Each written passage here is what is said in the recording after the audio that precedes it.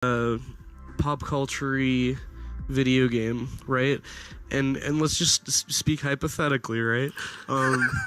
You are really walking around eggshells on this one. I'm trying really hard because I really want to geek out about this. I can tell you're excited. They're a very, very good person to get on the show, so I need to be very careful about this because I've seen their work. I'm pretty sure 99% of people here has seen their work, heard their work. Yeah. And they are very humble. They're very amazing, and it's like getting them on the show would be so good. It's just time zones and stuff like that. Like I'm pretty sure he's more on my your time zone, yeah. like both. Because it's just say where he is, but he's roughly closer to me. Yeah. And it's just like getting these big outside cultural influences and like just video games and video game culture and like bringing that into like this like VR space to like educate and like just inspire people is really cool. Yeah, like I think it's grand. It was part of the excitement when I told Red about this potential person for the interview, because I've been a fan of their work for a while without even knowing it.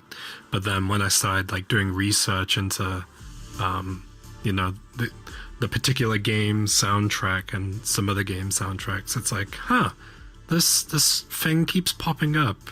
And he's not really like super, he's not like a household name, but his content and the things he's made has inspired so many people, which is amazing. And it's sort of like he's now. I love how like to anyone hearing this, they're like, "Wait, that doesn't seem to connect." Yeah, what? Yeah, but like, if again, theoretically, if very interesting, we do manage to have an interview with this lovely gentleman, then this will be a great honor.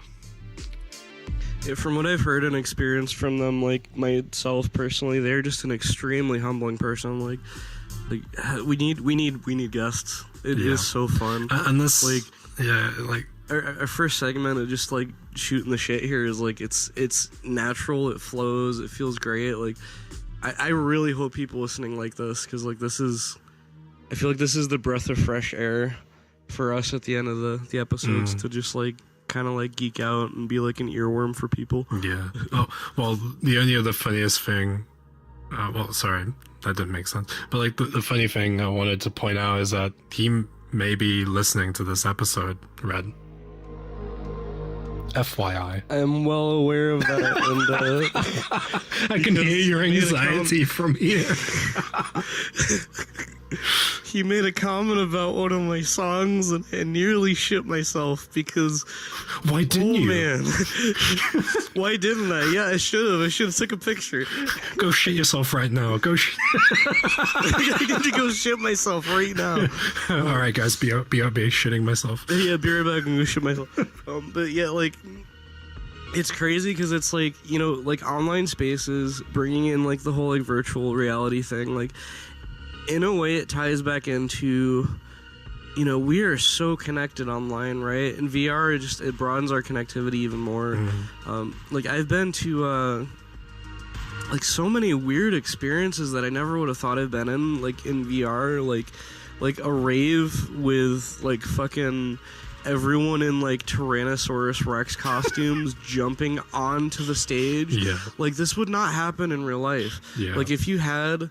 Like, the logistics of having a real-life show where the DJ is on stage in a physical environment, real-life environment, where things could get very dangerous very quickly, and you have all these people just jumping up on the stage in, like, inflatable T-Rex costumes, that would never happen, and these are audience members, right? Like VR, it enables, like, this, like, very... unlocked sort of like form of expression that like you could do things that would normally be dangerous in real life but aren't dangerous in VR. So you have all these like really cool like different like experiences and cultures, and you can start to see people like be more energetic and crazy in other ones and be more chill and relaxed in the other ones, and it starts to open my mind to like the possibilities of just like what is out there. You know, like we have YouTube, we have, you know, Twitch, we have Twitter, we have, you know, all these other like different like media platforms, social media platforms, and then we have VR. You know, then we have like Rec Room, we have VR Chat, we have Meta, whatever. What did you say? Let's forget I said that one because that one's yucky. Wait, which one? I'm fucking with you. Yeah, there's someone in the comments is gonna be like, "How dare you?" How dare you? But like just all these like different like spaces where like there's so many different like cultural impacts that you don't notice until you notice it. Like the VR DJ scene, most people got into VR chat because they saw a YouTuber making fun content in a video where like they're just a bunch of avatars with memes, like running around doing stuff like that, and they don't even begin to think about like the possibility of like there's actual storefronts in VR chat now. Like, I mean, there's pretty much been for a long time with like VCat and like you see it with like venues like Slyfest, for instance. Woo! They had their rebuff reality. Yeah, we had Belina on the show last episode. That was one of the Slyfest peeps. I don't know if they're okay with me saying who it was, but yeah, they had their rebuff reality like little like store booth thing where if you went in there, hello, I'm testing my voice right now. And like we're seeing like this emergence of all these different cool spaces that you probably would have never seen hadn't you just like stumbled upon it by exploring yourself, because it's so vast out there. And I think having this like sort of like talk segment's really good because like it lets us bring in those different, you know, influences in these spaces and like really give them like a podium to like talk about stuff. So yeah, if anyone's like listening and like runs like a community that's like fairly, you know, not so well known, but like does some really cool shit, DM me on Discord or like shoot us a like Twitter message or whatever, just like wherever my handle is. You just leave like a YouTube comment because we'll check those too. Yeah. The same goes for like any like artists like sending in stuff. Yep. Please. Because like you could even be making a movie, right? Like, and we still want to talk about it. Yeah. Like we're not just a music station. We are like fully committed to just making this a highlight of the community as much as possible. It's just that the radio format seems to be really enjoyable. Yeah. Like, and fun to do. like, you know, like a lot of people like music, like life without music would be boring. And I think that's the same for like VR. Like even in like worlds, like you go to like Midnight Rooftop or like the Black Cat or the Great Park. Imagine those worlds without music. It'd be like a liminal space. It'd be kind of creepy, honestly. Yeah, like, but like that's the thing. So like, in a way, like the radio format that we're sort of like looking to do, and hopefully like world creators will like start to like implement into the worlds as we sort of grow Construct. Like, you know, I think cool, man. I can stream on Twitch and YouTube at the same time. The musicians and like artists in that sense like a way to sort of show their stuff and showcase it and promo it, but then, you know, we'll have like segments like this where it can be like very chill and we're just talking and chatting about like news and like what's new, what's being talked about.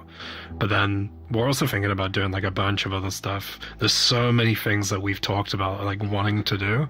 It's just getting like the ideas like concrete down and then also you know, making sure that it fits what we're about and fits like our mission. Like for instance, there's like this really big community starting to happen with like filmmakers in VR chat, like people that go and make like these short films, and it was like, you know, those movie worlds where it's like basically you're just going in and you're watching content that you have to pay for, right? Like, but it's free.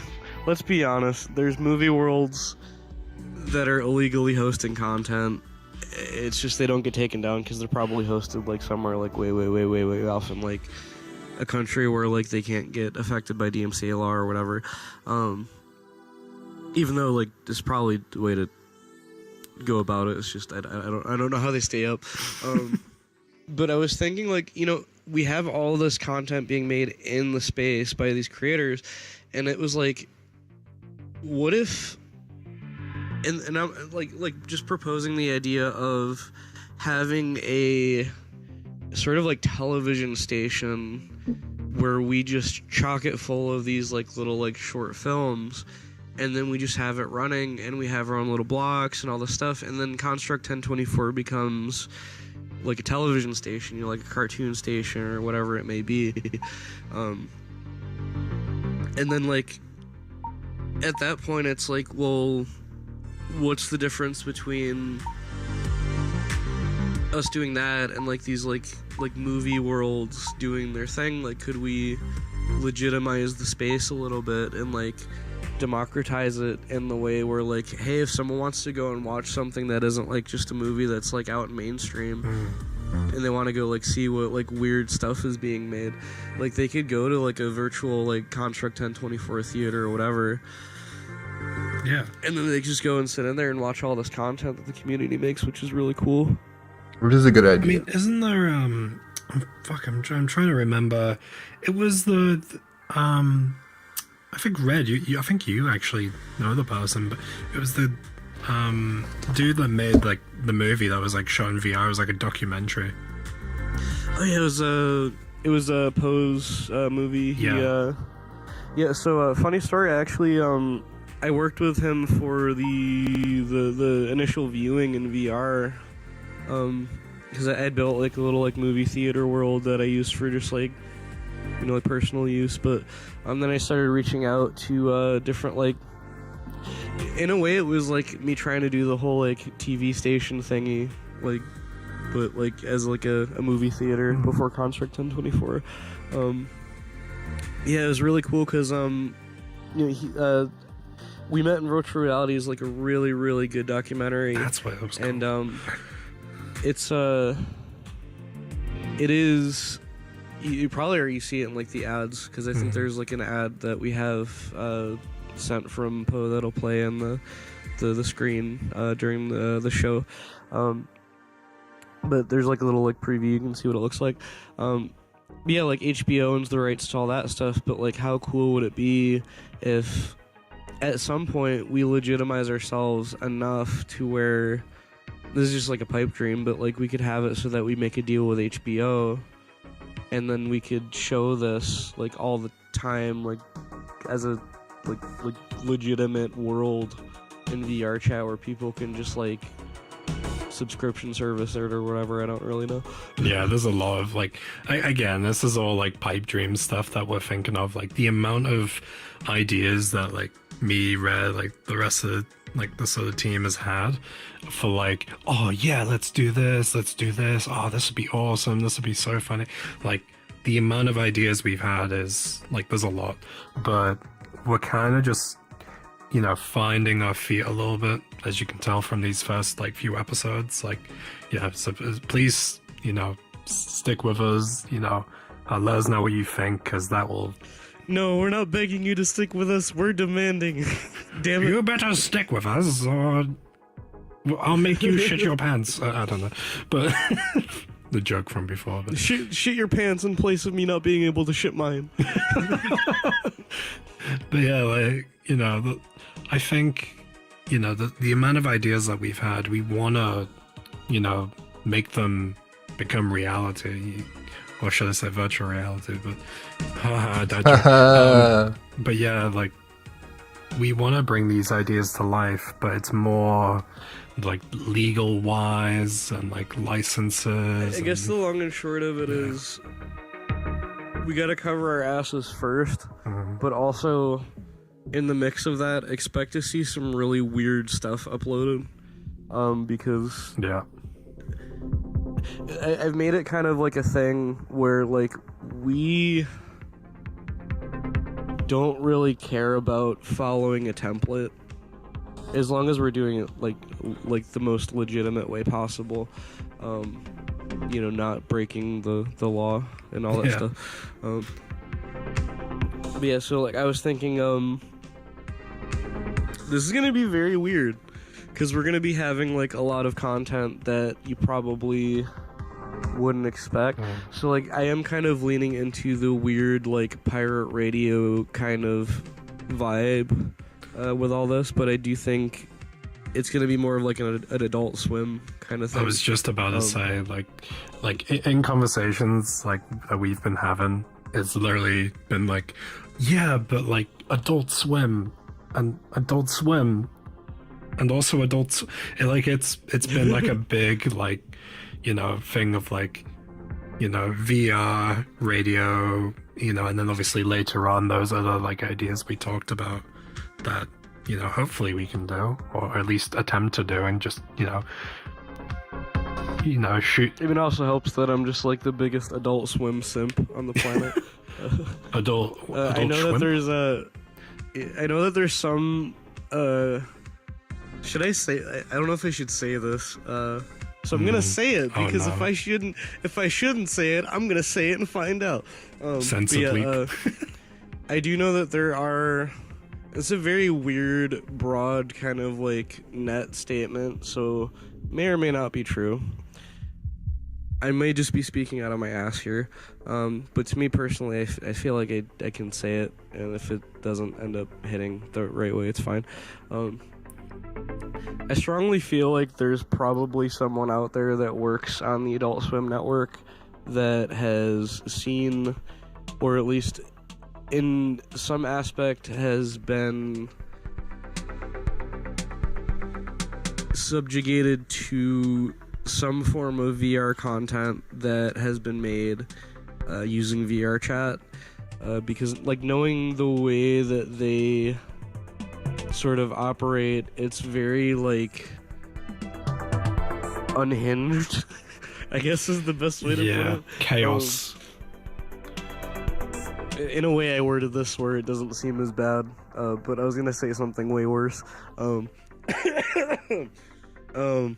yeah, there's a